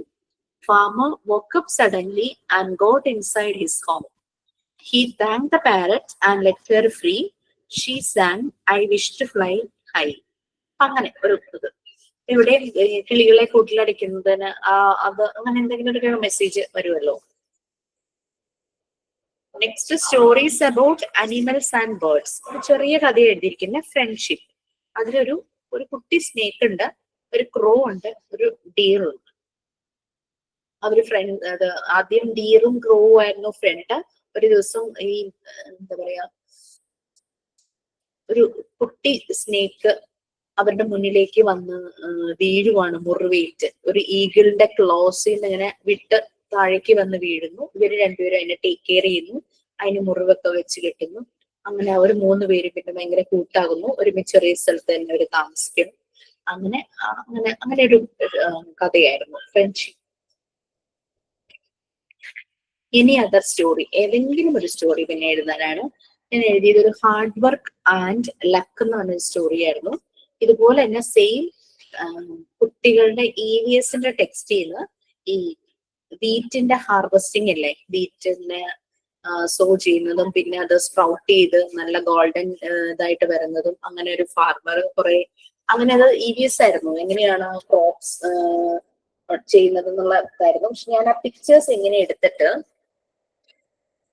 അതൊരു കഥയാക്കി. ഒരു ഓൾഡ് ഫാമർ ഉണ്ടായിരുന്നു, സ്മോൾ വില്ലേജിലായിരുന്നു ജീവിച്ചിരുന്നത്. വളരെ പുവർ ആയിരുന്നു, പക്ഷെ ഹാർഡ് വർക്കിംഗ് ആയിരുന്നു. എല്ലാ ദിവസവും നല്ലപോലെ ഹാർഡ് വർക്ക് ചെയ്യും. പക്ഷെ അദ്ദേഹത്തിന് ഹാർഡ് വർക്കിനനുസരിച്ച് ഒരു റിസൾട്ട് അദ്ദേഹത്തിന് പലപ്പോഴും കിട്ടാറില്ലായിരുന്നു. ഒറ്റയ്ക്കായിരുന്നു താമസിക്കുന്നത്. ഒരു ദിവസം കൃഷിയിടത്തില് ഫാമിൽ ഇങ്ങനെ വർക്ക് ചെയ്യുന്ന സമയത്ത് ഒരു ബോക്സ് കിട്ടുവാണ്. ആ ബോക്സിനകത്തൊരു നോട്ട് ഉണ്ടായിരുന്നു. അതിലിങ്ങനെ എഴുതിയിട്ടുണ്ടായിരുന്നു, "wait, luck will come to you soon." ഉടനെ തന്നെ നിനക്ക് ഭാഗ്യം വരുന്നു. ഫാർമർ പിന്നെ നോക്കി സമയം കളയാനില്ല, കാരണം പിന്നെ അത് അങ്ങനെ തന്നെ ഉപേക്ഷിച്ചു. വീണ്ടും വർക്കിലേക്ക് വന്നു. അടുത്ത ദിവസവും അദ്ദേഹം വർക്കിന് വേണ്ടി വന്നപ്പോൾ വീണ്ടും ഒരു ബോക്സ് ആ ഫീൽഡിൽ നിന്ന് കിട്ടുമായിരുന്നു. അദ്ദേഹം അത് ഓപ്പൺ ചെയ്ത് നോക്കിയപ്പോൾ ബോക്സിൽ നിറയെ നല്ല ഗോൾഡൻ സീഡ്സ് ആയിരുന്നു. ഈ വീറ്റിന്റെ നിറയെ സീഡ്സ് ഉണ്ടായിരുന്നു. അദ്ദേഹം അത് എന്ത് ചെയ്തു, അദ്ദേഹത്തിന്റെ ഫീൽഡിൽ ആ സീഡ്സ് എല്ലാം വിതച്ചു. എല്ലാ ദിവസവും വെള്ളം ഒഴിച്ചു, വാട്ടർ ചെയ്തു. കുറച്ച് കഴിഞ്ഞപ്പോൾ അത് സ്പ്രൗട്ട് ചെയ്യാൻ തുടങ്ങി. അത് ബിഗ് ഹാർഡ് സ്ട്രോങ് ആയിട്ട് ക്രോപ്സ് വളരാൻ തുടങ്ങി. അങ്ങനെ നല്ല റൈപ്പ് ഗോൾഡൻ ആയിട്ട് അത് വന്നു. അത് പാകമായി. അതിനെ സ്റ്റോക്സ് ആയിട്ട് കട്ട് ചെയ്തെടുത്തു. ആ ബിഗ് നിറയെ ചാക്ക് നിറയെ അദ്ദേഹത്തിന് ഗോതമ്പ് മണികൾ കിട്ടുവാണ്. ബിഗ് സാക്സ് ഓഫ് ഗ്രെയിൻ നിറയെ. അത് വിറ്റ് അദ്ദേഹം നല്ലപോലെ ഏൺ ചെയ്തു. അപ്പൊ അദ്ദേഹത്തിന് മനസ്സിലായി ഫസ്റ്റ് കിട്ടിയ നോട്ട് എന്താണെന്നുള്ളത്. Luck will come to you soon എഴുതിയത് എന്താണെന്ന് മനസ്സിലായി. അപ്പൊ അദ്ദേഹത്തിന്റെ ഹാർഡ് വർക്കിന്റെ നല്ലൊരു റിസൾട്ടാണ് ആ കിട്ടിയത്. ഭയങ്കര ഹാപ്പിയായി. അദ്ദേഹത്തിന് കിട്ടിയ ഏർണിങ്സിൽ നിന്നും ഒരു പോർഷൻ പാവങ്ങൾക്കും ആവശ്യക്കാർക്കും വേണ്ടിയിട്ട്, പുവർ ആൻഡ് നീഡി, അവർക്ക് കൊടുത്തു. എല്ലാരും അദ്ദേഹത്തെ താങ്ക്സ് പറഞ്ഞു. അങ്ങനെ ഫാമർ ഹാപ്പിയായി ജീവിച്ചു. നല്ലപോലെ കൃഷി ചെയ്ത് ഹാർഡ് വർക്ക് ചെയ്ത് ജീവിച്ചു. ഇതായിരുന്നു ആക്ച്വലി പിക്ചർ അതിന്റെ ആയിരുന്നില്ല, പക്ഷെ പിക്ചർ വെച്ചിട്ട് അങ്ങനെ ഒരു കഥ ക്രിയേറ്റ് ചെയ്തു. ഓക്കെ, നെക്സ്റ്റ് നൊമാഡ് സ്റ്റോറിയാണ്. നമ്മൾ നാടോടി കഥകൾ എന്നാണ്. ഇത് നിങ്ങൾക്ക് ഓപ്ഷണൽ ആണ്. ഓപ്ഷണൽ മീൻസ് നിങ്ങൾക്ക് തന്നെ എഴുതാം. അത് കൂടാതെ ഏതെങ്കിലും നാടോടി കഥ നിങ്ങൾക്ക് അഡോപ്റ്റ് ചെയ്യാം. നമുക്കറിയാം ചൈനീസ് നാടോടി കഥകൾ, ജാപ്പനീസ് നാടോടി കഥകൾ എന്നൊക്കെ പറഞ്ഞിട്ട് കുറെ കഥകൾ നമ്മൾ കേട്ടിട്ടുണ്ടാവില്ലേ. ഞാൻ തന്നെ ക്രിയേറ്റ് ചെയ്ത് പറഞ്ഞായിരുന്നു കേട്ടോ. Nomad story. നൊമാഡ് എന്ന് പറഞ്ഞ നാടോടികളില്ലേ ഇങ്ങനെ കറങ്ങി നടക്കുന്നേ. ഞാൻ എഴുതിയത് നൊമാഡായ ഒരു പെൺകുട്ടിയെ കുറിച്ചുള്ള കഥയായിരുന്നു എഴുതിയത്. പെൺകുട്ടി ഹീര എന്നായിരുന്നു പേര്. അവളുടെ പാരന്റ്സും അവളും ഒരു സ്ഥലത്തു നിന്ന് മറ്റൊരു സ്ഥലത്തേക്ക് ട്രാവൽ ചെയ്ത് അങ്ങനെയാണ് അവർ കഴിഞ്ഞിരുന്നത്. അവർ ഡ്രൈ ഫ്രൂട്ട്സും അതുപോലെ തന്നെ മെഡിസിൻസും ഈ അങ്ങാടി മരുന്നുകൾ പോലത്തെ മെഡിസിൻസ് എല്ലാം വിറ്റ് അങ്ങനെയാണ്. അപ്പൊ അതിന് പറ്റിയൊരു പിക്ചർ എനിക്ക് കിട്ടി. രണ്ട് സൈഡിൽ ഇങ്ങനെ ബാഗ് വെച്ച് ഇങ്ങനെ പോകുന്ന ഒരു പ്രത്യേക ഡ്രസ്സൊക്കെ ചെയ്തൊരു പെൺകുട്ടി. ഹീര എന്നാണ് പെൺകുട്ടിക്ക് പേര് കൊടുത്തത്. അവരിങ്ങനെ എവിടെ വെച്ചാണ് അവരുടെ സാധനങ്ങൾ വിറ്റ് പോകുന്നത് ആ സ്ഥലത്ത് നിന്ന് പിന്നെ അടുത്ത സ്ഥലത്തേക്ക് പോകും. അങ്ങനെ മൂവ് ചെയ്താണ് അവരുടെ ലൈഫ് സ്റ്റൈൽ അതായിരുന്നു. ഒരു ദിവസം ഹീര ഇങ്ങനെ പോകുന്ന സമയത്ത് ഒരു വില്ലേജിലൂടെ പോയപ്പം അവളൊരു വീട് കണ്ടു. ഭയങ്കരമായിട്ട് ദാഹിച്ചു. അപ്പൊ വീട്ടിൽ കയറി ഇച്ചിരി വെള്ളം കുടിക്കാമെന്ന് കരുതി ചെന്ന് വെള്ളം ചോദിക്കുമ്പോൾ അതൊരു റിച്ച് ആയിട്ടുള്ള ഒരു ആളുകളുടെ വീടായിരുന്നു. ഒരു റിച്ച് ലേഡി അവിടെ നിൽക്കുന്നുണ്ടായിരുന്നു. അവരെ ഇവിടെ ഓടിച്ചു വിട്ടു, വെള്ളമൊന്നും കൊടുത്തില്ല. നല്ല വിഷമായി. പക്ഷെ അവളെ നന്നാലും ആ സ്ത്രീയോട് ദേഷ്യമൊന്നും തോന്നിയില്ല. മേ ബി അവർ വേറെ എന്തെങ്കിലും ചിന്തയിലായിരിക്കും വിചാരിച്ചാൽ അവൾ അവിടെ നിന്ന് പതുക്കെ മൂവ് ചെയ്തു. അപ്പൊ ഇങ്ങനെ സാധനങ്ങളൊക്കെ സെല്ല് ചെയ്ത് അവള് തിരിച്ച് വീണ്ടും വരുന്ന വഴിക്ക് ഈ വീടിന്റെ മുന്നിലൂടെ കടന്നു പോവുകയാണ്. അപ്പൊ ഈ വീടിന്റെ മുന്നിൽ ഒരു കുളം ഉണ്ടായിരുന്നു. അവള് തിരിച്ച് അതിലേ വരുന്ന വഴിക്ക് ഈ സ്ത്രീ ഭയങ്കരമായിട്ട് ഹെൽപ്പിന് വേണ്ടിയിട്ട് അവര് കിടന്ന് കരയുന്നു. അവള് ശ്രദ്ധിച്ചപ്പോ കണ്ടത് ആ കുളത്തിലെ ഒരു കുഞ്ഞു കുട്ടി ഇങ്ങനെ മുങ്ങി താഴുന്നത്. അങ്ങനെയുള്ള ചെന്നിട്ട് ആ കുട്ടിയെ രക്ഷപ്പെടുത്തുന്നു. നിങ്ങളൊക്കെ കേട്ടിട്ടുള്ള പോലത്തെ കഥകളായിരിക്കാം. എന്നാലും നമ്മളിത് നല്ലപോലെ വോയിസ് മോഡുലേഷൻ ചെയ്ത് കുട്ടികൾക്ക് പറഞ്ഞു കൊടുക്കുമ്പോൾ അതിന്റെ ഇമ്പാക്ട് വളരെ കൂടുതലായിരിക്കും. അങ്ങനെ അവൾ അവിടെ ചെന്ന് ആ കുട്ടിയെ രക്ഷപ്പെടുത്തി. അത് സ്ത്രീ ആൾക്ക് വളരെ താങ്ക്സ് പറഞ്ഞിട്ട് അവൾക്ക് ഭക്ഷണവും വെള്ളവും ഒക്കെ കൊടുത്തു. അവളുടെ കയ്യിൽ കുറച്ച് ഡ്രൈ ഫ്രൂട്ട്സ് ഉണ്ടായിരുന്നു. അവള് ഇൻ റിട്ടേൺ ആ ഡ്രൈ ഫ്രൂട്ട്സ് ആ ലേഡിക്ക് കൊടുത്ത് ബൈ പറഞ്ഞ് അവളുടെ പാരന്റ്സിന്റെ അടുത്തേക്ക് പോയി എന്നുള്ളതാണ് കഥ. ഞാൻ എഴുതിയ നൊമാഡ് സ്റ്റോറി നൊമാഡായ ഒരു പെൺകുട്ടിയുടെ കൈൻഡ് ഹീര, അതാണ് ഞാൻ എഴുതിയത്. നിങ്ങൾക്കത് വേണമെങ്കിൽ ഉള്ള കഥകൾ തന്നെ ചെയ്യാം. Next pictorial story. ഇതും നിങ്ങൾക്ക് പല രീതിയിൽ ചെയ്യാം. അതായത് ഫോർ എക്സാമ്പിൾ നമ്മൾ കണ്ടിട്ടുണ്ടാവും ഈ കളിക്കുടുക്ക, ബാലരമ അങ്ങനെയുള്ള ബുക്കുകളൊക്കെ ഇല്ലേ കുട്ടികൾക്ക് കൊടുക്കുന്ന ആക്ടിവിറ്റി ബുക്ക്. അതില് സ്റ്റോറി ഇങ്ങനെ വരും. പക്ഷെ സ്റ്റോറിയിലെ ക്യാരക്ടേഴ്സിന് പകരം അവരുടെ പിക്ചർ ഒട്ടിക്കും. ഫോർ എക്സാമ്പിൾ ഇപ്പോ ക്യാറ്റും റാറ്റും ഉള്ളതാണെങ്കിൽ ആ ക്യാറ്റിന് പകരം ഒരു ക്യാറ്റ്, റാറ്റ് എന്ന് എഴുതുന്നതിന്റെ സ്ഥാനത്ത് അതിന്റെ പിക്ചർ ഒട്ടിച്ച് അങ്ങനെ സ്റ്റോറി കംപ്ലീറ്റ് ചെയ്യുന്ന ഒരു രീതിയില്ലേ, അങ്ങനെ എഴുതാം. അത് ഞാൻ എഴുതിയത് പക്ഷെ അങ്ങനെയല്ല.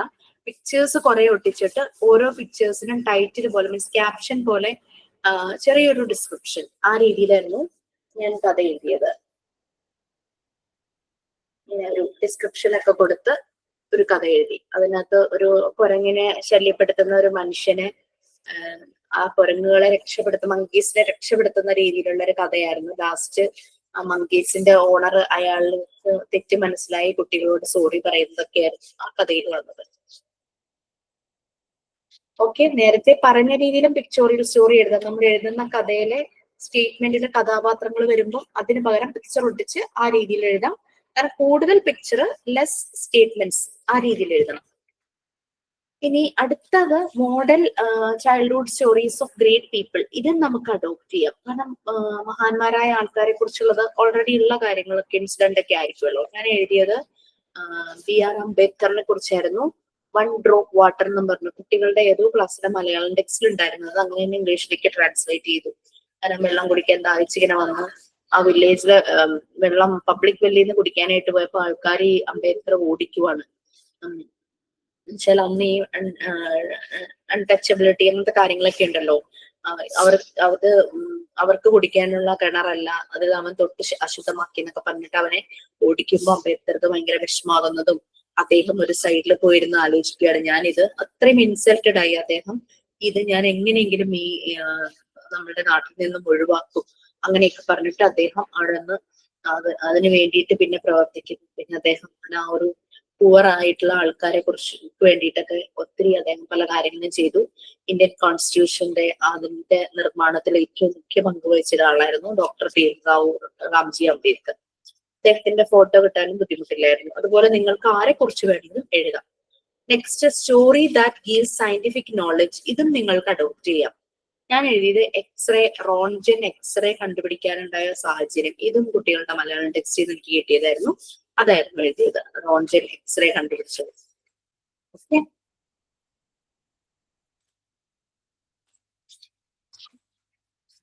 നെക്സ്റ്റ് നോവലാണ്. നോവൽ എനിക്ക് കാര്യമായ നോവലൊന്നും എഴുതാൻ അറിയില്ല. ഞാൻ നോവലിനെ ചാപ്റ്റർ ആയിട്ട് ഡിവൈഡ് ചെയ്തു. Chapter 1, chapter 2. ചാപ്റ്റർ 1 ഒരു സിറ്റുവേഷൻ, ചാപ്റ്റർ 2 വേറൊരു സിറ്റുവേഷൻ, ആ ഒരു രീതിയിൽ ആയിരുന്നു നോവൽ എഴുതിയത്. നോവൽ എഴുതിയത് ടിൻസ് ആയിട്ടുള്ള ഒരു ബ്രദർ സിസ്റ്റർ, അവരെ കുറിച്ചായിരുന്നു, റീനു ആൻഡ് റിയാൻ, അവരെ കുറിച്ചായിട്ടുണ്ടായിരുന്നു. അപ്പൊ നമ്മൾ ഈ കഥ പറഞ്ഞു കൊടുക്കുമ്പോൾ ഇങ്ങനെ കുട്ടി ക്യാരക്ടേഴ്സ് വരുന്നുണ്ടെങ്കിൽ നമ്മൾ ഏത് ക്ലാസ്സിലെ കുട്ടികൾക്കാണോ കഥ പറയുന്നത് ആ ക്ലാസ്സിലെ കുട്ടികൾ എന്നാക്കണം ഈ കഥ പറയുന്ന കുട്ടികളുടെ ഏജ് ഇട്ടും ആ ഒരു രീതിയിൽ. അപ്പൊ ഞാനിതൊരു ഫസ്റ്റ് സ്റ്റാൻഡേർഡിൽ പഠിക്കുന്ന കുട്ടികൾ എന്നുള്ള രീതിയിലാണ് കഥ എഴുതിയത്. അവർ ഭയങ്കര കൂട്ടായിരുന്നു, ഭയങ്കര ലവിങ് ആയിരുന്നു. വീട്ടില് അച്ഛനും അമ്മയുണ്ട്, ഗ്രാൻഡ് പാരന്റ്സ് ഉണ്ട്. അപ്പം വീട്ടിലെ കുറച്ച് രീതികളും ഒക്കെ അതിനകത്ത് എഴുതിയിട്ടുണ്ടായിരുന്നു. അമ്മ ഇവർക്ക് വേണ്ടിയിട്ട് ഭക്ഷണമൊക്കെ ഉണ്ടാക്കി കൊടുക്കും, കുക്കീസ് ഒക്കെ ഉണ്ടാക്കും. ഗ്രാൻഡ് പാരന്റ്സിന്റെ അടുത്ത് ഇവരെല്ലാവരും ഒരുമിച്ച് പ്രെയർ ചെയ്യും. ഒരു ഗ്രാൻഡ് പാരന്റ്സ് കഥ പറഞ്ഞു കൊടുക്കും. പിന്നെ വീട്ടിലെ കുറച്ച് നല്ല നല്ല മൊമെന്റ്സ് ഇല്ലേ, അത് അങ്ങനെ എഴുതും. അപ്പം അങ്ങനെ അതൊക്കെ ഉള്ളിലേക്ക് ഇങ്ങനെ വരുമല്ലോ ഇവരുടെ.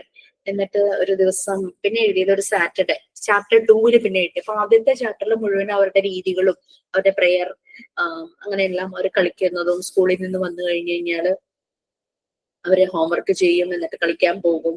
പിന്നെ കുളിയൊക്കെ കഴിഞ്ഞിട്ട് പിന്നെ പ്രെയർ ടൈം ആണെങ്കിൽ ആ ടൈമില് ഫാമിലി മെമ്പേഴ്സ് എല്ലാവരും ഒരുമിച്ചിരുന്ന് പ്രെയർ ചെയ്യും. അങ്ങനെയൊക്കെ പറഞ്ഞിട്ട് കുറെ കാര്യങ്ങൾ അവരുടെ വീട്ടിലെ കാര്യങ്ങൾ എഴുതി. ചാപ്റ്റർ 2 വന്നപ്പോ വീക്കെൻഡ്സ്, സാറ്റർഡേ ആയിരുന്നു, സ്കൂളിലായിരുന്നു, കുട്ടികൾ കളിക്കുമായിരുന്നു. അപ്പൊ അമ്മ അവർക്ക് വേണ്ടിയിട്ട് കുക്കീസ് ഉണ്ടാക്കുമായിരുന്നു. അച്ഛൻ ഗ്രാൻഡ് പാരന്റ്സിനെയും കൊണ്ട് റൊട്ടീൻ ചെക്കപ്പിന് വേണ്ടിയിട്ട് ഹോസ്പിറ്റലിൽ പോയി. ഇതൊക്കെ നമ്മുടെ വീടുകളിലൊക്കെ നടക്കുന്ന കുറെ കാര്യങ്ങളാണല്ലോ. ഇനി അഥവാ നടക്കുന്നുണ്ടെങ്കിൽ കുട്ടികൾ പാരന്റ്സിനോട് ചോദിക്കും, നമ്മൾ അപ്പം മുത്തശ്ശനെയും മുത്തശ്ശിയും കൊണ്ട് റൊട്ടീൻ ചെക്കപ്പിന് പോകണ്ടേ, അങ്ങനെയൊക്കെ ചോദിക്കാലോ ചിലപ്പോ. ഓക്കെ, എന്നിട്ട് കുക്കീസ് റെഡി ആയപ്പോ പിറ്റത്ത് കൊണ്ടുപോയി ഇവർക്ക് കഴിക്കാനായിട്ട് കൊടുക്കുകയാണ്. അപ്പൊ ഇവര് ഭയങ്കര ഹാപ്പി ആയിട്ട് കഴിക്കാൻ തുടങ്ങുമ്പോൾ കാക്ക വന്ന് റീനുവിന്റെ കയ്യിൽ നിന്ന് ഈ കുക്കീസ് തട്ടിയെടുക്കും. പെട്ടെന്ന് കുട്ടികൾ പേടിച്ചു പോവും. കാക്കയുടെ കൊക്ക് കൊണ്ട് കുട്ടിയുടെ കൈ മുറിയും, ചോര വരും. ഇത് കണ്ടപ്പോഴാണ് റീനുവിന് പെട്ടെന്ന് ഫെയിന്റ് ആവും. കുട്ടിയല്ലേ, പേടിച്ചു പോയി ഫെയിന്റ് ആവുന്നു. അപ്പം കുട്ടിയുടെ ബ്രദർ റിയാൻ ഭയങ്കരമായിട്ട് കരയും. അപ്പൊ ഓടി വരും, നൈബേഴ്സിന്റെ ഹെൽപ്പോട് കൂടി. അതൊക്കെ ഓരോ സ്റ്റേറ്റ്മെന്റ് വരുന്നതൊക്കെ ഇവരെ ഉള്ളിലേക്ക് കയറണം. നൈബേഴ്സിന് അച്ഛനില്ലല്ലോ അവിടെ ആ സമയത്ത്, നൈബേഴ്സിന്റെ ഹെൽപ്പോട് കൂടിയിട്ട് കുട്ടിയെ ഹോസ്പിറ്റലിലേക്ക് കൊണ്ടുപോകും. അപ്പൊ ഡോക്ടർ പറയാണ് പേടിക്കൊന്നും വേണ്ട, ഇപ്പൊ തന്നെ ശരിയാകുന്നു. പക്ഷെ റിയാന് ഭയങ്കര സങ്കടമാവുക. റിയാൻ റീനുവിന്റെ ഇങ്ങനെ കയ്യിൽ പിടിച്ചിരുന്ന് പ്രാർത്ഥിച്ചുകൊണ്ടേ ഇരിക്കുക. പെട്ടെന്ന് തന്നെ കുട്ടി കണ്ണു തുറക്കും. അപ്പൊ ഭയങ്കര ഹാപ്പി ആവും, രണ്ടുപേരും ഹഗ് ചെയ്യും. അങ്ങനത്തെ കുറച്ച് കുറെ നല്ല മൊമെന്റ്സ് വരുന്ന രീതിയിലുള്ള ഒരു സ്റ്റോറി, അത്രയേ ഉള്ളൂ. നോവൽ എന്നുള്ള രീതിയിൽ എഴുതിയ ഒരു സ്റ്റോറി. അത് നിങ്ങൾക്ക് ഇഷ്ടമുള്ള തീം എടുക്കാം കേട്ടോ. കുട്ടികളെ മനസ്സിൽ വെച്ചിട്ട് വേണം തീം സെലക്ട് ചെയ്യാൻ. പിന്നെ ഡ്രാമയുടെ പ്രത്യേകത എന്താ, നമ്മൾ അവിടെ ഡയറക്റ്റ് സ്പീച്ച് ആണല്ലേ, കോൺവെർസേഷൻ പോലെയാണ് ഡ്രാമയുടെ സ്ക്രിപ്റ്റ്. അപ്പൊ അതിനനുസരിച്ച് എഴുതണം. അപ്പൊ ഡ്രാമ ഞാനൊരു 4 സീനായിട്ടാണ് എഴുതിയെന്നാണ് എൻ്റെ ഒരു ഓർമ്മ. സീൻ 1 ടീനയുടെ വീടാണ്. ടീന ഇങ്ങനെ കളിച്ചുകൊണ്ടിരിക്കുവാണ് ഡോളുമായിട്ട്. ടീന അവരുടെ പാരന്റ്സിന് ഒരു കുട്ടി മാത്രമേ ഉള്ളൂ. അപ്പം ഇവര് റീസെന്റ് മൂവ് ചെയ്ത് വന്നതാണ് വീട്ടിലേക്ക്, പുതിയ സ്ഥലത്തേക്ക്. അപ്പൊ അമ്മയും അച്ഛനും കൂടെയുള്ള കോൺവെർസേഷൻ. അവരിങ്ങനെ അമ്മ പറയും, ടീന ഒറ്റയ്ക്ക് കളിക്കുന്നു, അവൾക്ക് കൂട്ടാരും ഇല്ല, നമുക്ക് അവളെയും കൊണ്ട് എപ്പോഴെങ്കിലും ഒക്കെ പുറത്തു പോകണം എന്ന് പറയും. അച്ഛൻ പറയും, എവിടെയാണ് ഇവിടെ, നമ്മൾ പുതിയതല്ലേ ഇവിടെ, അടുത്ത് എന്താ അങ്ങനെ പറ്റിയ സ്ഥലം ഉള്ളത്, ഞാൻ ഫ്രണ്ട്സിനോട് ചോദിക്കട്ടെ എന്ന് പറഞ്ഞ് ആരെയോ ഫോൺ ചെയ്ത് ചോദിക്കും. എന്നിട്ട് അമ്മോട് പറയുവാണ്, ഇവിടെ അടുത്തൊരു പാർക്കുണ്ട്, നമുക്ക് ടീനയും കൊണ്ട് അവിടെ പോകാന്ന് പറയും. ഓക്കെ, അങ്ങനെ അമ്മ ചെന്ന് ടീനോട് പറയുവാണ്, നമുക്ക് പുറത്തു പോവാം, അങ്ങനെ ഹാപ്പി ആകും എന്ന് പറഞ്ഞിട്ട് ടീനയും കൊണ്ട് ഒരു പാർക്കിൽ ചെയ്യാം. അപ്പൊ സീൻ 2 കാണുന്നത് ഒരു പാർക്കാണ്. നമുക്കിതൊക്കെ കുട്ടികളെയും കൊണ്ട് ചെയ്യിപ്പിക്കാം കേട്ടോ. കുറച്ച് കുട്ടികൾ കളിക്കുന്നുണ്ട്, കുറച്ച് കുട്ടികൾ അവിടെ ഊഞ്ഞാലാടുന്നു. അങ്ങനെ പാർക്കിലെ ഒരു പിക്ചർ ഉണ്ടല്ലോ, അതെന്നൊക്കെ പറയും. പിന്നെ ഈ ഡ്രാമയ്ക്കൊന്നും പിക്ചർ ഒട്ടിച്ചില്ലെങ്കിലും കുഴപ്പമില്ല കേട്ടോ. ഒരു വയസ്സായ ഒരാൾ അവിടെ പാർക്കിലെ ഒരു ബെഞ്ചിൽ ഇരുന്നിട്ട് ന്യൂസ് പേപ്പർ വായിക്കുന്നുണ്ട്. ടീന പാരന്റ്സുമായിട്ട് വരുവാണ്. ടീന പറയും, ഞാനിങ്ങനെ ലാഡർ ആൻഡ് സ്ലൈഡിൽ കളിച്ചോട്ടെ എന്നൊക്കെ ചോദിക്കുമ്പോഴേക്ക് പാരന്റ്സ് പറയും, ഒത്തിരി ദൂരെ പോകരുത്, ഞങ്ങൾക്ക് ഇവിടെ നോക്കുമ്പോൾ നിന്നെ കാണണം. നമ്മളൊക്കെ സാധാരണയായി കുട്ടികളോട് പറയുന്ന കാര്യങ്ങൾ തന്നെയാണോ ആണല്ലോ. അപ്പൊ അവള് കളിക്കാനായിട്ട് തുടങ്ങി. മറ്റു കുട്ടികളുടെ കൂടെ ജോയിൻ ആയിട്ട് അവള് കളിക്കാന്ന് വിചാരിച്ച് അവരുടെ കൂടെ ജോയിൻ ആയിട്ട് പോകുമ്പോ പോവുകയാണ്. അപ്പൊ അങ്ങനെ കുട്ടികൾ കളിക്കാൻ തുടങ്ങുമ്പോൾ കാരണം നന്നായിട്ട് ശബ്ദം ഉണ്ടാവുമല്ലോ. അപ്പൊ ഈ അവിടെ നിന്ന് പത്രം വായിച്ചിരുന്ന ആള് ഭയങ്കര ഡിസ്റ്റർബ്ഡ് ആവും. അയാള് കുട്ടികളെ വഴക്ക് പറയും, ഒച്ചെടുക്കാതിരിക്കുക, എന്തിനെ ഇത്ര ഒച്ചെടുക്കുന്നതെന്നൊക്കെ പറഞ്ഞിട്ട് പറയാം. കുട്ടികൾക്ക് അത് ഭയങ്കര വിഷമാവും. പിന്നെ അവരെന്ത് ചെയ്യും, അവിടെ നിന്ന് മാറി നിന്ന് കളിക്കും. അങ്ങനെ കളിയൊക്കെ കഴിഞ്ഞ് ഇരുട്ടാവാറായപ്പോഴേക്കും അവരെല്ലാരും പിരിഞ്ഞു. അപ്പൊ ആ വയസ്സായ ആ അപ്പൂപ്പന്റെ അടുത്ത് ഇവള് ഗുഡ് ബൈ പറയൂ കേട്ടോ. പക്ഷെ അയാള് മൈൻഡ് ചെയ്യില്ല. ഓക്കെ, അത് കഴിഞ്ഞ് സീൻ 3 കാണുന്നത് ടീനയുടെ വീടാണ്.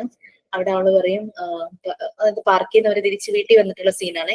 എനിക്ക് ഭയങ്കര ഇഷ്ടമായി, നമുക്ക് എന്നെ എല്ലാ വീക്കെൻഡും കൊണ്ടുപോകുമോ, ഞാൻ പൊക്കോട്ടെ എന്നൊക്കെ ചോദിക്കും. അപ്പൊ ഒരു അതിനെന്താ പോവാലോ എന്നൊക്കെ പറയും. അങ്ങനെ അടുത്തത് കാണുന്നത് സീൻ 4 പാർക്കാണ് കേട്ടോ. പിന്നെ പാരന്റ്സുമായിട്ട് പാർക്കിൽ വന്നു. അപ്പൊ അവള് കാണുന്നുണ്ട് അന്നുണ്ടായ ഫ്രണ്ട്സ് അവിടെ കളിക്കുന്നുണ്ട്, അതുപോലെ ആ വയസ്സായ ആളും അവിടെ ഇരിക്കുന്നുണ്ട്.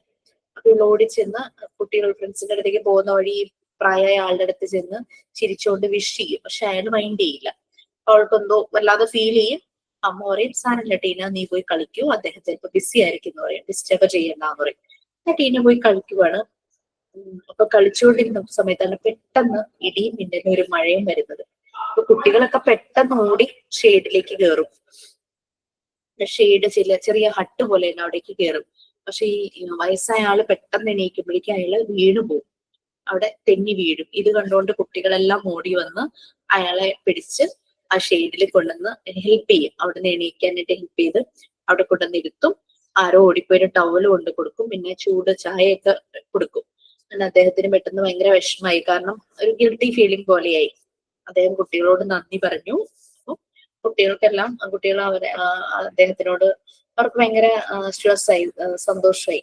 അപ്പൊ അവര് ചോദിക്കും, ഓക്കെ ആണോ, ഇപ്പൊ കുഴപ്പമുണ്ടോ, വേദനയുണ്ടോ എന്നൊക്കെ കുട്ടികൾ ചോദിക്കും. ആള് താങ്ക് യു ഒക്കെ പറയും, ഞാൻ ഓക്കെ ആണ്. എന്നിട്ട് സോറി പറയും, ഞാൻ നിങ്ങളോട് ഭയങ്കര റൂഡായിട്ട് പെരുമാറി, എന്നോട് ക്ഷമിക്കണം എന്നൊക്കെ പറയും. അപ്പം ടീന പറയും, അങ്ങനെയൊന്നും പറയണ്ട, ഞങ്ങളുടെ ഡിയർ ഗ്രാൻഡ് പേ ആണെന്നൊക്കെ പറഞ്ഞിട്ട് ആ ഓൾഡ് മാനെ ഹഗ് ചെയ്യും.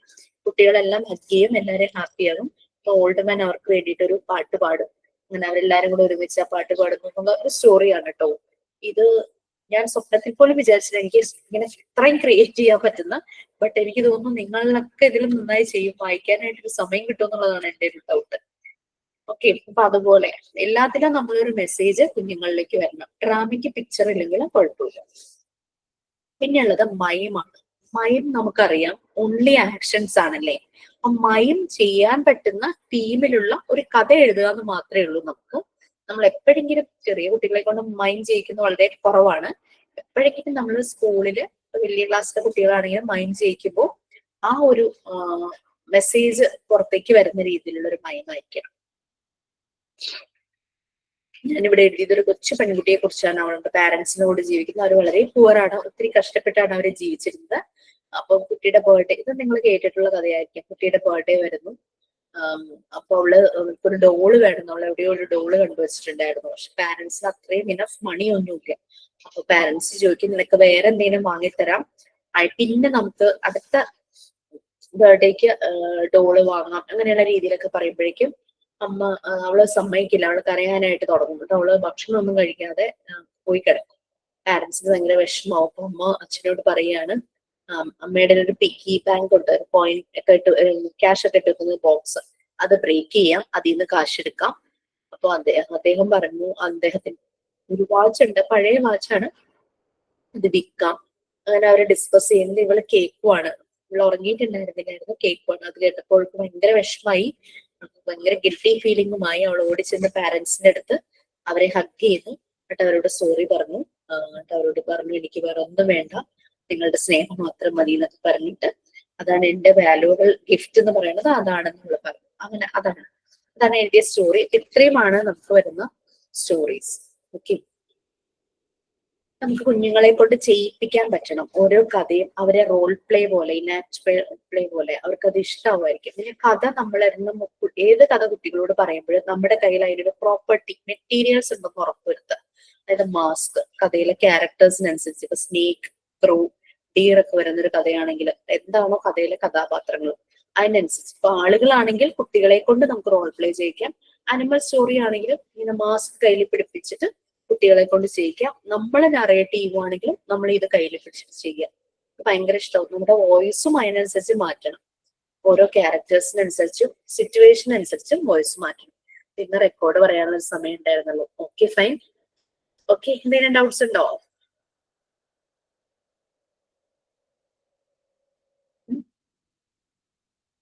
എല്ലാവർക്കും ചെയ്യാനായിട്ട് പറ്റും. നമ്മളൊന്ന് ഇപ്പൊ ഭയങ്കര സ്ട്രെസ്ഡ് ആയിട്ടിരുന്ന് ചെയ്യരുത്. സ്ട്രെസ്ഡ് ആകുമ്പോൾ നമുക്കൊന്നും വരില്ല. ഒരു ആക്ടിവിറ്റിയും സ്ട്രെസ്ഡ് ആയിട്ടിരുന്ന് ചെയ്യരുത്.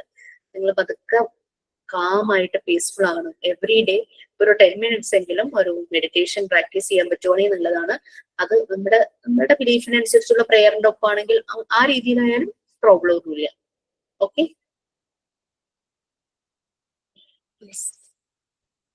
Any doubts?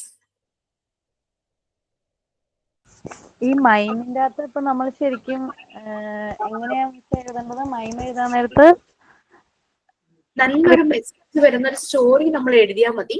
മൈം അത് ആക്ഷൻസിലൂടെയാണല്ലോ കാണിക്കുന്നത്. എപ്പോഴെങ്കിലും കുഞ്ഞുങ്ങളെ കൊണ്ട് ചെയ്യിപ്പിക്കുമ്പോൾ നമുക്കത് ഡയലോഗ് ഇല്ലല്ലോ മൈമിന്, പല്ലുപോലും കാണില്ലല്ലോ.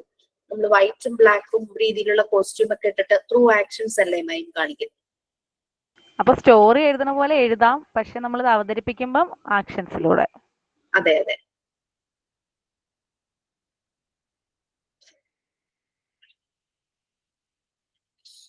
ഓക്കെ, പിക്ചർ വേണ്ടല്ലോ, എന്തോ? മൈമിൽ പിക്ചറും വേണ്ടല്ലോ. ഇല്ലില്ല, മൈമിനും ഡ്രാമയ്ക്കും പിക്ചർ വേണമെന്നില്ല. ബാക്കിയെല്ലാം നിങ്ങൾ ഓരോ ഇല്ലസ്ട്രേഷൻ 1 2 ഒക്കെ കിട്ടുവാണെങ്കിൽ ഇടുവാണെങ്കിൽ നന്നായിരുന്നു. 3 ഇല്ലസ്ട്രേഷൻ ആണ് പറഞ്ഞിരിക്കുന്നത്. ഓരോ ഇത്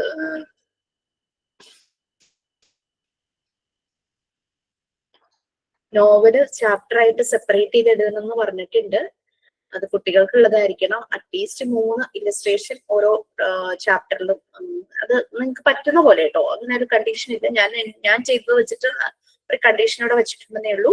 അപ്പൊ അതിനനുസരിച്ച് പിക്ചേഴ്സ് കിട്ടുന്നതിനനുസരിച്ച് ചെയ്താൽ മതി. സ്ട്രെസ്ഫുൾ ആയിട്ടൊന്നും ചെയ്യണ്ട. But make it more beautiful. നമ്മൾ എന്തെങ്കിലും ഒന്ന് എഴുതി വെക്കരുത്. നമ്മൾ എന്തായാലും ടൈം എടുത്ത് എഫേർട്ട് എടുക്കുന്നു. സോ മാക്സിമം ഒന്ന് നല്ല രീതിയിലാക്കാൻ നോക്കുക. Okay okay, then sign out ഉണ്ടോ? സൈൻ ഔട്ട് പറയാം മിസ്സേ.